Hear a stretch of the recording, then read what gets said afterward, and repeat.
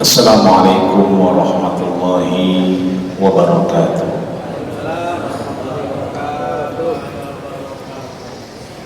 Bismillah walhamdulillah wassalatu wassalamu ala rasulillah Muhammad ibn Abdullah la hawla wa la quwwata illa billah.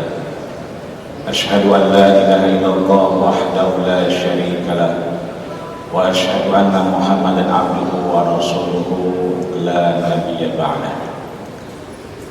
DKM Masjid Manarul Amal yang syukur alhamdulillah kembali kelihatan sehat. Mudah-mudahan mata Allah ta'ala hayatihi, Allah terus berikan keberkahan hidup beliau, bahagia dunia akhirat kelak, amin ya rabbal alamin. Imam kita, juga para guru, para orang tua, para dosen, para karyawan, para pegawai, mahasiswa di Sivitas Akademika Universitas Mercu Buana yang sama-sama dirahmati dan dimuliakan Allah Subhanahu wa taala. Bil khusus Bapak Rektor, mohon maaf belum melihat tadi. Mudah-mudahan Bapak Rektor beserta jajaran dan staf Allah berikan ringan segala amanah dan keberkahan dalam segala langkah, sehat hingga akhir Ramadan, karena beliau khatib kita nantinya Idul Fitri insyaallah. Amin ya rabbal alamin. Ayahanda, bunda, teman-teman mahasiswa, para dosen, karyawan di Sivitas Akademika Universitas Mercu Buana yang dirahmati Allah Subhanahu wa taala, tiada kata yang terucap kecuali syukur kepada Allah Subhanahu wa taala. Allah sampaikan kita di hari ke-22 menuju malam 23-nya Allah Subhanahu wa taala. Teman-teman mahasiswa, tadi ada beberapa diskusi di bawah. Kalau kita di luar Masjid Manarul Amal dapat nggak Lailatul Qadar? Tidak usah khawatir. Teman-teman meskipun di kelas dapat, meskipun di kantor BEM dapat, meskipun di parkiran dapat. Jangankan itu, karyawan dan pegawai yang mungkin sambil pulang sambil nge-grab, insya Allah di jalan juga dapat. Kenapa demikian? Karena mereka-mereka lah yang berhak mendapatkan ampunan Allah Subhanahu wa ta'ala. Mereka-mereka lah yang kemudian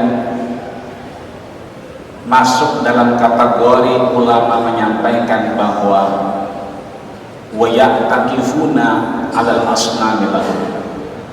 Mereka yang berusaha menahan diri, berusaha untuk memberikan frame dalam dirinya untuk kemudian lebih dekat dengan Allah, khairan kana aw syarran, dimanapun dia berada, meskipun 'alal asnami lahum, meskipun di tempat berhala-berhala, maka tetap mendapatkan rahmat dari Allah Subhanahu wa ta'ala.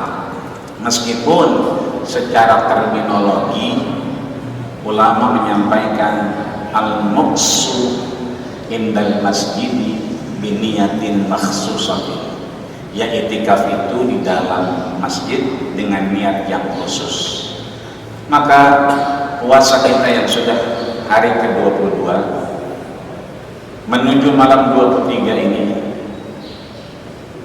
berbahagia kita ketika ada di dalamnya, karena masuk diskusi antara Rasul dengan Malaikat Jibril. Imam Muslim bersepakat dengan Imam Bukhari bahwa ketika sahabat bertanya kapan turun Lailatul Qadar dan kapan Allah ampuni kita sebagai hamba-hambanya, maka Rasul menjawab inda Ramadan. Nanti ya, ketika Ramadan ini selesai, di dalam Ramadan itulah Allah turunkan Lailatul Qadar, Allah berikan ampunan, Allah gugurkan dosa dan kesalahan. Sahabat bertanya lagi, tepatnya kapan? Maka Rasul menjawab, indal fitri, ketika Ramadan itu berposisi di malam-malam ganjil, witir. Sahabat pun bertanya kembali, kapan tepatnya, tanggal berapa witirnya, ganjilnya apa 21, apa 23 nanti malam, atau 25 esok lusa. Maka sejarah mencatat di tanggal 22 seperti hari ini, sahabat bertanya, kemudian Rasul beranjak ila babi Jibril, ke pintu Jibril. Bapak Ibu yang sudah umroh ke Baitullah, kemudian berhenti di Raudhah, sepulang dari Raudhah sebelah kiri itu ada babu Jibril, pintu di mana Rasul berdialog dengan malaikat Jibril dan bertanya spesifik Lailatul Qadar dan tentang pengampunan yang Allah berikan. Maka akan diikrarkan oleh Ruhul Amin Jibril alaihi salam terkait tanggal spesifik dan siapa-siapa yang berhak mendapatkan ampunan pengguguran dosa dari Allah Subhanahu wa taala. Hanya saja begitu Rasul sudah berdialog di babu Jibril, maka ketika Rasul melangkah, di belakangnya itu malaikat Jibril. Fatakhassal ashab. Sayangnya saat itu sahabat ada yang fatakhasama, saling berdialog, ngobrol kira-kira begitu. Misalnya kita rapat dengan Pak Rektor izin mau kamar mandi, pasti kita ngobrol tuh, gimana ntar gitu. Pak Rektor udah nyampe, mestinya kita berhenti dialognya. Ini ada sahabat berdua ini fatakhasama, maka suaranya makin keras, makin lantang, dan Rasul ada di situ. Maka Jibril mengkabarkan kepada Rasul, fanaza'tu fihi, aku cabut tentang pemberitaan penegasan terkait malam Lailatul Qadar secara spesifik. Niat yang pertama digugurkan, dicabut oleh malaikat Jibril saat itu karena ada sahabat yang kemudian masih bicara, masih ngobrol, sedangkan ada Rasul sudah kembali dari babu Jibril. Tapi yang kedua tetap dikabarkan seperti yang ditulis oleh Abul Hafiz Al-Imam Al-Hafiz Abu Zakaria Yahya bin Syaraf Muhyiddin Ad-Dawawi dalam kitabnya Riyadhis Shalihin min Kalami Sayyidil Mursalin. Kalau bapak-bapak pernah terlintas membaca suatu literasi, itu ada Imam Nawawi namanya. Imam Nawawi ada dua, ada Imam Nawawi yang tinggal di Dimas, Beirut, Lebanon, dan ada Imam Nawawi yang tetangga kita. Ya, ini belakang sini kan habis Paruya udah Banten, ya, Tangerang Banten. Ya, Imam Nawawi Banten, namanya Muhammad bin Umar Tanara Al-Bantani Al-Jawi Al-Indonesi. Beliau punya banyak murid, termasuk diantaranya Mufti Mesir yang baru saja berkunjung ke Indonesia dan di Istiqlal kemarin bersama Syekh Usama. Jadi beliau punya murid lagi namanya Syekh Usama, kita kenal namanya Profesor Dr. Syekh Ali Jum'ah. Beliau adalah Mufti Mesir, dan satu kesempatan tahun kemarin kita ke Mesir, mampir ke kantor beliau, beliau sampaikan Indonesia Syekhi wa Syekhi. Indonesia itu guru saya dan guru saya. Siapa yang beliau maksud? Yang dimaksud adalah Syekh Al-Alama Muhammad bin Umar Tanara Al-Bantani Al-Jawi Al-Indonesi, atau Imam Nawawi yang dari Banten, ya, tinggal di Tanara. Teman-teman mungkin sudah tidak asing lagi daerah Tanara di Banten, termasuk dulu kita ada Mukarram Kiai Haji Fakhruddin Al-Bantani, beliau juga tinggal di Tanara. Nah ini Disampaikan kalau kita baca literasi ini, Syekh Ali Jum'ah pernah menunjukkan 2 kitab, dan 2 kitab ini juga disampaikan orang-orang yang mendapatkan ampunan, diserahkan oleh beliau di kantornya. Yang pertama Hidayah Zen, hidayah berarti petunjuk, Zen itu yang baik, petunjuk yang baik. Yang kedua ada kitab Nasaihul Ibad, yang kita sering dengar beberapa kiai, para guru, para asatid itu juga membahas terkait ini. Apa yang disampaikan dinukil oleh Al-Imam Al-Hafiz Abu Zakaria Yahya bin Syaraf Muhyiddin An-Nawawi, nanti bisa dibaca dengan 3 kitabnya. Di dalam kitab yang pertama ada namanya Hadis Arba'in An-Nawawi, hadis 40 yang sahih.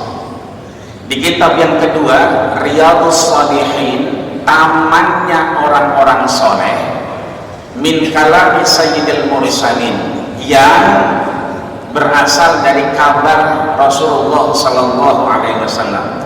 Yang ketiga ada namanya Al-Adhkar, pengingat terkait kita, ruh kita kepada Allah Subhanahu wa taala.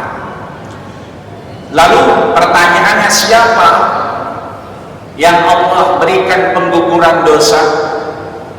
Siapa yang Allah berikan tiket mendapatkan ampunan dari Allah Subhanahu wa taala? Yang sering kita dengar beberapa hari belakang, mulai dari awal Ramadan sampai hari ini, sudah banyak para guru, para orang tua, para asatid, para guru besar, yang para dakatir yang di mimbar ini menyampaikan banyak-banyak ilmu kepada kita, baik itu ilmu lama sebagai refreshment buat kita atau ilmu-ilmu baru. Dan di antara ilmu-ilmu itu kalau kita lihat di channel daripada Masjid Manarul Amal ini, ada beberapa yang disampaikan adalah ampunan dari Allah Subhanahu wa taala. Maka mengintip dari channel yang disiarkan oleh Manarul Amal, belum disebutkan siapa orang-orang yang berhak mendapatkan ampunan. Maka disebutkan dalam bab ke-12, nanti ini boleh dibuka di kitab Riyadhus Shalihin min kalami sayyidil mursalin, ada bab ke-12 itu al-hassu ala fi'il khair, mendorong seseorang untuk melakukan kebaikan-kebaikan Allah Subhanahu wa taala. Ingat bahwa kita adalah bagian yang Allah berikan fitratallahi allati fataran nasa 'alaiha. Allah titipkan fitrahnya, kita menjadi toleran, kita menjadi lebih care dengan sosial, kita lebih wise dan lebih bijak dalam beraktivitas dan memberikan resolusi ketika kita sedang di bulan Ramadan, karena Ramadan ini penuh rahmat Allah Subhanahu wa taala. Maka di bab ke-12 itu Imam Muslim menukil dari gurunya bernama Imam Bukhari. Imam Bukhari belajar dari gurunya namanya Abdullah bin Maslamah. Abdullah bin Maslamah mengambil ini dari gurunya bernama A'raj. A'raj belajar dari gurunya bernama Abu Zinan.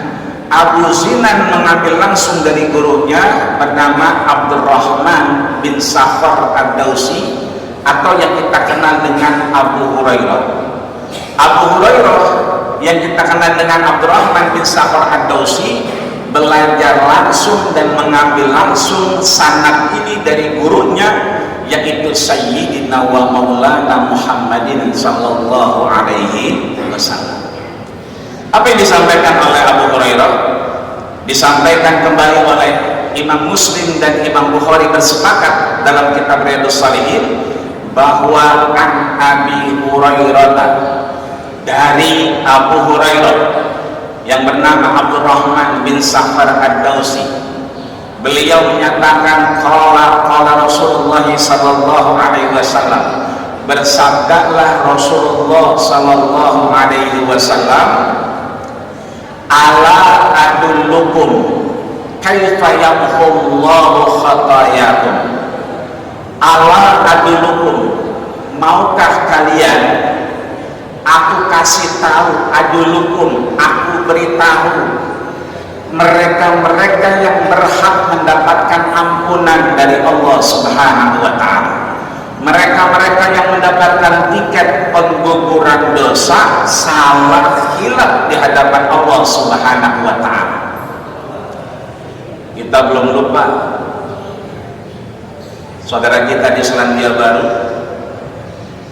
di dalam masjid, yang kejadian itu kemudian menewaskan lebih dari 40 orang. Tapi 3 hari setelah itu, setelah saudara-saudara kita itu wafat syahid di dalam masjid di New Zealand saat itu, 3 hari setelah itu masuk Islamlah 400 orang menjadi mualaf. 3 hari setelah itu mikrofon masjid disambung untuk kemudian mereka sangat intens ingin mendengar suara azan dan lantunan ayat-ayat Al-Quran. 3 hari setelah itu maka browsing internet yang paling teratas adalah Islam, setelahnya ada azan, setelahnya ada Muhammad, setelahnya ada Mekah, ada Madinah. Ini artinya bahwa orang-orang yang mendapatkan ampunan dari Allah Subhanahu wa ta'ala, orang-orang yang Allah gugurkan dosanya, itu biasanya tidak jauh dari apa yang dia lakukan, tidak jauh dari kebiasaan-kebiasaan aktivitas kita sehari-hari di hadapan Allah Subhanahu wa ta'ala. Maka ditegaskan oleh Abu Hurairah, maukah kalian, ini mohon maaf lahir batin kalau yang lagi kultum ini Abu Hurairah, kita ditanya hal adullukum, mau nggak kalian, teman-temanku, saudaraku, aku kasih tahu orang-orang yang mendapatkan ampunan. Kira-kira jawaban kita apa tuh? Mau ya? Kalau nggak mau saya pulang nih. Pasti mau, karena redaksinya berbunyi qalu, semua menjawab qalu.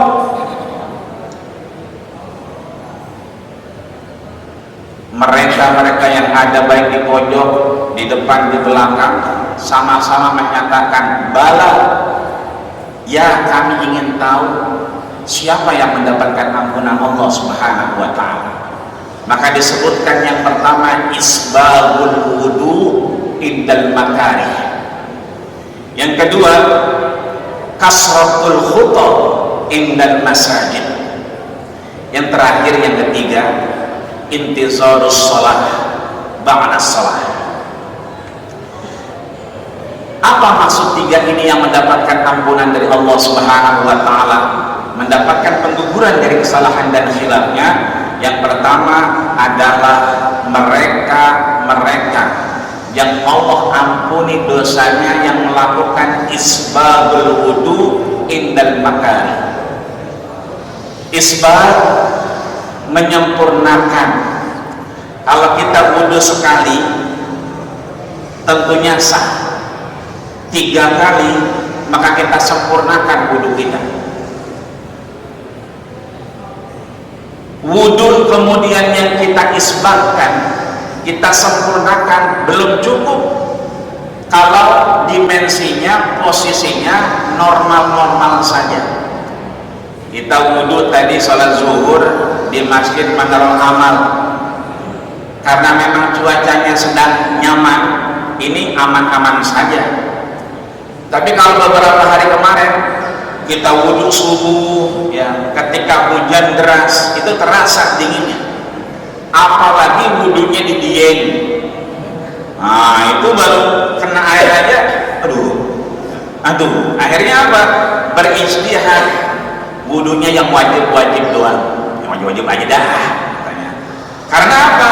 Kondisi yang makari itu tidak disukai, makari itu dibenci, makari itu tidak nyaman.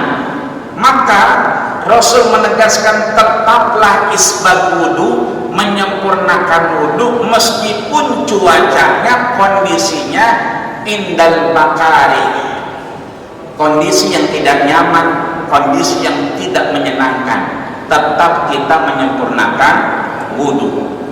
Maka Rasul memanggil Bilal bin Rabah, Bilal ta'al, Bilal sini, sami'tu da'fan alaika fil jannah, aku mendengar suara gesekan sendalmu di surganya Allah Subhanahu wa ta'ala. Ma amaluka ya Bilal, kamu ngapain Bilal?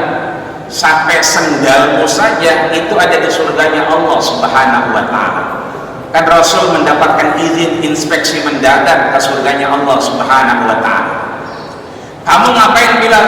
Sampai sendalmu ada di surganya Allah. Kata Bilal, saya nggak ngapa-ngapain Rasul, saya cuman wudu. Setelah wudu saya berusaha menyempurnakan wudu saya dengan sholat sunnah 2 rakaat yang disebut dengan sholat sunnah wudu. Maka teman-teman yang belum itikaf siang ini, belum niat itikaf, niatlah itikaf. Tapi syarat itikaf itu harus wudu, karena ada dawamul wudu. Maka termasuk Bilal bin Rabah yang melakukan aktivitas 2 rakaat sebelum akhirnya sholat pada aslinya, dia sholat 2 rakaat sholat sunnah wudu. Maka bapak-bapak, teman-teman mahasiswa yang kalau nanti keluar masjid tiba-tiba sendalnya nggak ada, jadi sendalnya hilang yang tadi, tadi di sini sendal, benar iya di situ.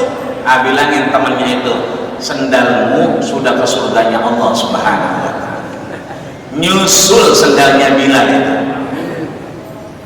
Bapak nanti pulang ke rumah, seringkali mohon maaf ya, pulang buka puasa naruh peci di mana aja lupa.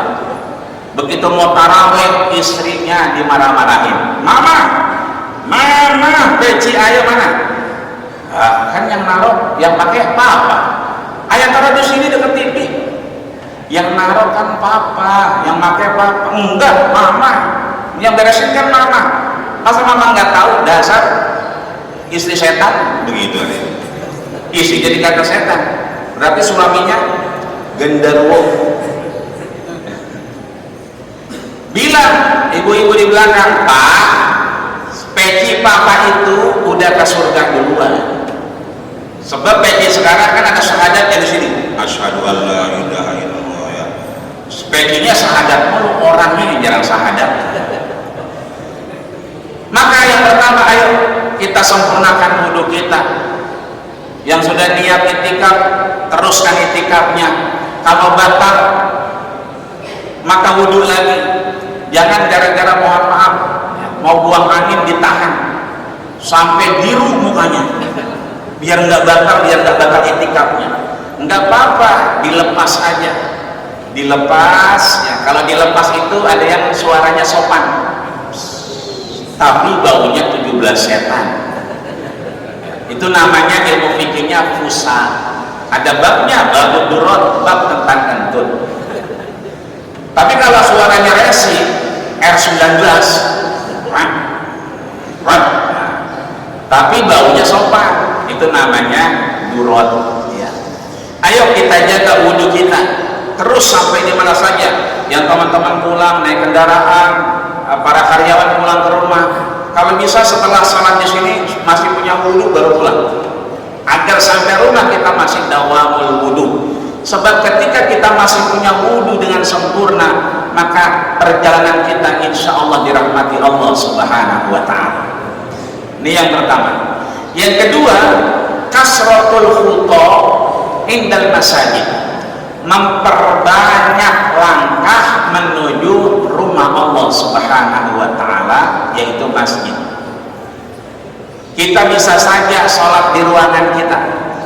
Kita bisa saja beberapa kali teman-teman, Pak, saya sholat di kelas aja, nggak apa-apa kan? Ya nggak apa-apa, cuman masih ada peluang besar, yaitu kasratul khuta, menuju masjid Manarul Amal. Sesuai namanya, Manarul Amal. Manar berarti puncak, menara tertinggi, itu namanya manar.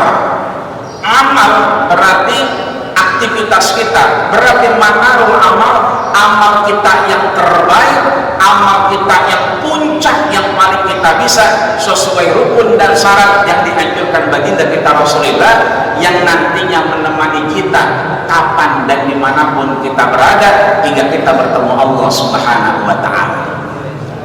Maka perbanyaklah ke masjid Manarul Amal, perbanyaklah ke tempat-tempat yang dimana Allah berikan tempat kemuliaan rumah-rumah Allah.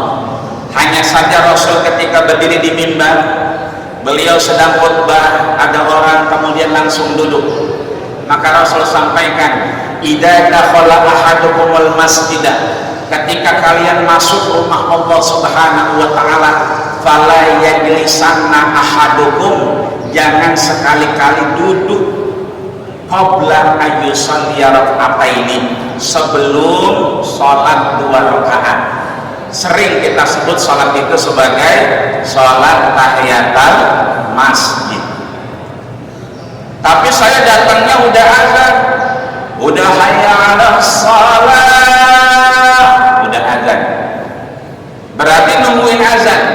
Selesai azan la ilaha illallah, saya sholat tahiyatul masjid seperti Rasul sampaikan, fala yajlisanna, jangan sekali-kali duduk qabla ayyusalli rak'atain, sebelum sholat 2 rakaat, atau saya sholat qobliyah. Kalau yang datang sebelum azan berkumandang, ya pastinya tahiyatul masjid. Yang datang setelah azan, lihat penunjuk waktu di atas. Syukur alhamdulillah, DKM Masjid Manarul Amal ini sudah memprediksi berapa menit sholat qobliyah. Bahkan saudara kita tadi kita perhatikan ada yang sudah qobliyah, assalamualaikum warahmatullah, assalamualaikum warahmatullah, qobliyah lagi. Jadi 2 kali qobliyah. Kalau 2 kali qobliyah berarti orang ini, saudara kita ini mengamalkan hadis Ummu Habibah, di mana Rasul memanggil istrinya Ummu Habibah.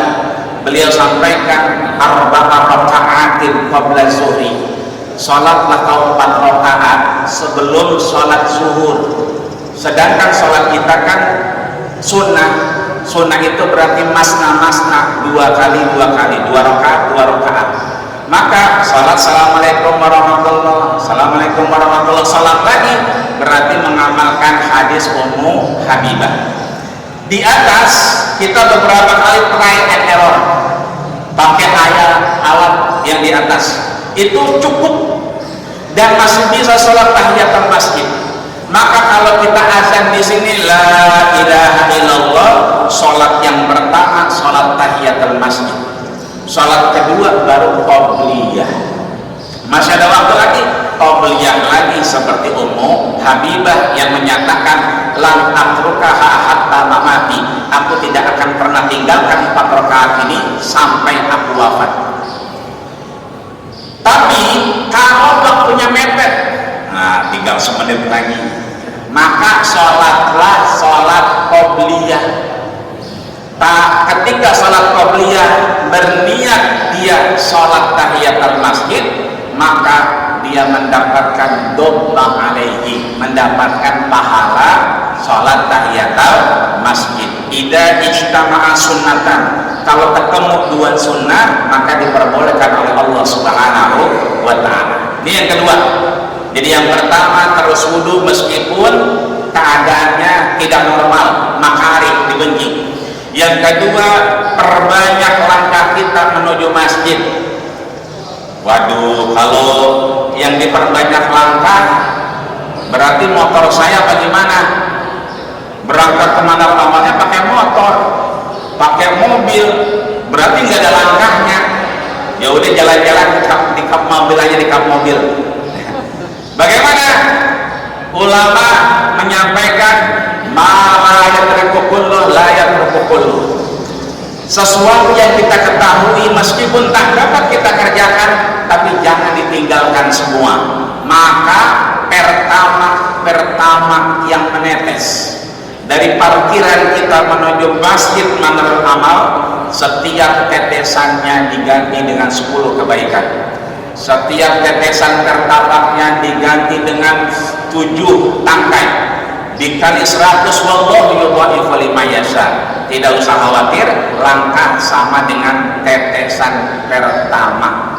Maka kalau motornya tulisannya RON 92, belinya pertama ya. Ini tulisannya RON 92, belinya di bawah itu ya, sesuai petunjuk. Nah baru kemudian sesuai langkah kita. Itu yang kedua. Yang terakhir adalah intizarus shalah ba'da shalah, menunggu sholat aslinya itu dengan sholat. Tadi kita sholat zuhur berjamaah, berarti bagusnya kata Nabi sholat dulu sebelum sholat zuhur untuk menunggu sholat aslinya. Sebab ada orang ya, begitu udah azan temennya ngajak, ini sering kalau di kelas nih ya, apa kata temannya, cok udah azan cok, ayo masjid. Ntar aja berai, baru azan ya kan? Ini sering nih kalau di kelas gitu. Yang saya bingung itu namanya sama semua, cok semua di kelas namanya cok, ini cok semua, di parkiran cok, masjid cok, namanya sama semua ini ya. Kalau kita kemudian berangkat ke Masjid Badrul Amal sebelum qomat, maka kita bisa melakukan sholat. Kalau sudah azan berangkat aja. Sebab yang baik dan yang bagus mendapatkan ampunan Allah adalah mereka-mereka yang intizarus sholat qabla sholat, menunggu sholat yang aslinya dengan sholat sebelumnya. Maka kita mengenal yang namanya Zainal Abidin, cucu Rasulullah Sallallahu Alaihi Wasallam, anak daripada Sayyidatina Fatimah. Fatimah menikah dengan Ali, punya anak namanya Husain. Husain punya anak namanya Zainal Abidin. Itu diberi gelar Sajjad. Sajjad itu orang yang sering sujud. Setiap harinya tidak kurang sujudnya itu alfa rakaatin, 1000 kali sujud. Kita mengenal Ahmad bin Hanbal, murid daripada Muhammad bin Idris Asy-Syafi'i. Beliau menyatakan da'autu li Muhammad bin Idris Asy-Syafi'i arba'ina sanatan ba'da wafatihi inda sholati.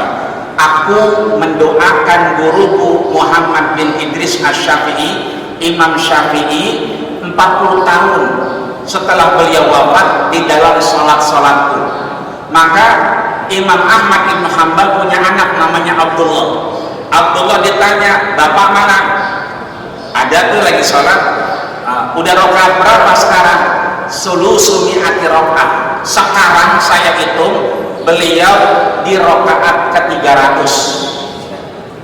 Di rakaat yang ke-300. Jadi lebih baik kita ke Masjid Badrul Amal ketimbang kita di parkiran atau di kelas, untuk kemudian kita intizarus shalah ba'da shalah, menunggu sholat aslinya dengan sholat-sholat di hadapan Allah Subhanahu wa ta'ala. Maka inilah puncak dari ayat tujuan berpuasa, yaitu la'allakum tattaqun. Maka mudah-mudahan kita bisa menghafalkan Quran, bisa terus di masjid, bisa terus banyak sholat, dan mudah-mudahan Allah gugurkan dosa dan kesalahan kita. Mohon maaf lahir batin jika ada yang kurang berkenan. Faqad yurja li jarhi sayfi burun walau alima jarha lisan. Jika pedang melukai tubuh masih ada harapan sembuh, tapi kalau lidah melukai hati hendak kemana obat jari. Usikum wa nafsi bi taqwallah faqad fazal muttaqun. Assalamualaikum warahmatullahi